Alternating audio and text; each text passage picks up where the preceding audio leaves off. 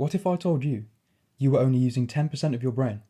That deep within your mind lies untapped potential, an ocean of intelligence, memory, and power just waiting to be unlocked. Scientists don't want you to know this, but with one simple trick, you could become a super genius, a living god.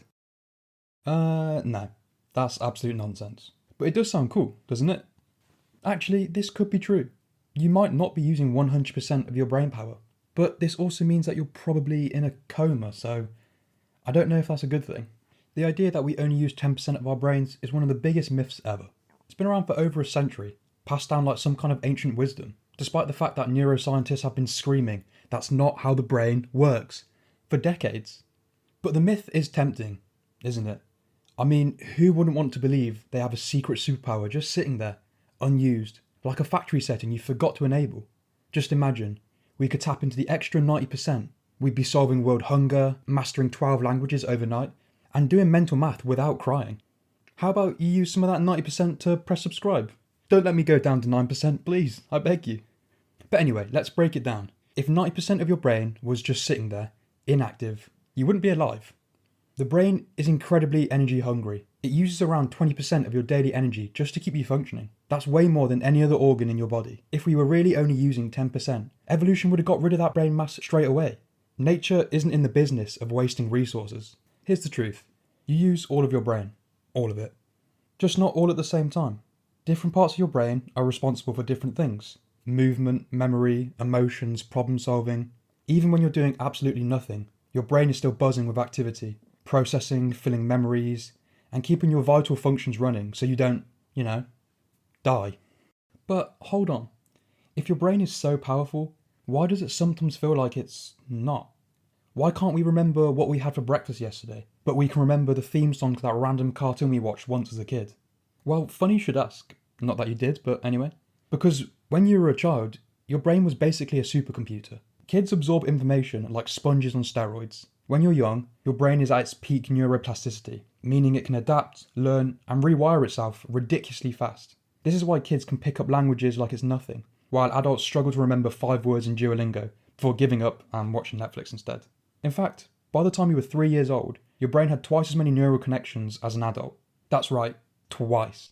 But as you grow, your brain starts pruning these connections, getting rid of the ones that you don't use. Basically, if your brain was a smartphone, your childhood is when you download every app possible, and adulthood is when you start deleting all the useless ones and you have to save storage. This is why learning gets harder as you get older. Not impossible, just less automatic. The good news, neuroplasticity never fully stops. Your brain is still capable of learning, adapting, and rewiring itself, even if it's not quite as effortless as when you were 5 years old, eating crayons, memorizing dinosaur names like a tiny little genius. But wait, does that mean we're stuck at our current level forever? Are we just doomed to exist at our default brain settings? Not exactly. You can improve your brain's performance. You can unlock more potential, but it's not about accessing some mythical hidden portion. It's about optimizing what's already there. So how do you actually make your brain work better? Well, lucky for you, science has a couple answers. Step 1, exercise. Seriously, moving your body literally improves brain function. It increases blood flow, boosts oxygen supply, and helps grow new neurons. That's right, you can physically grow your brain just by walking, running, or lifting heavy things and then putting them back down again.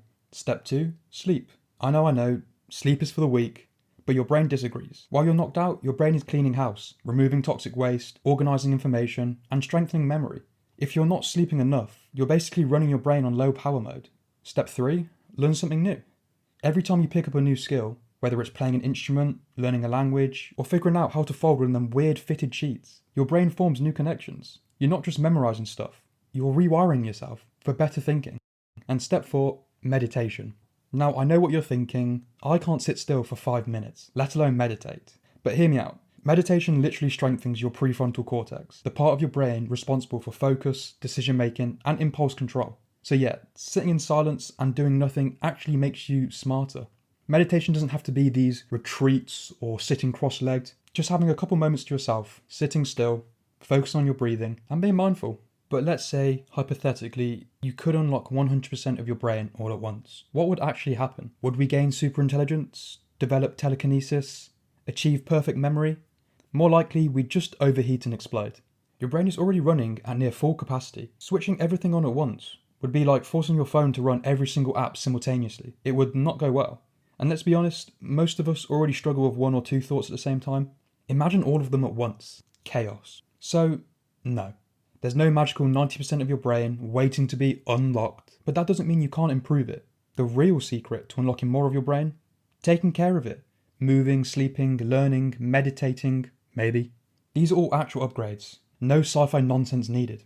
Unless of course you do have psychic abilities, in which case, please send me a message. I want them to. Please.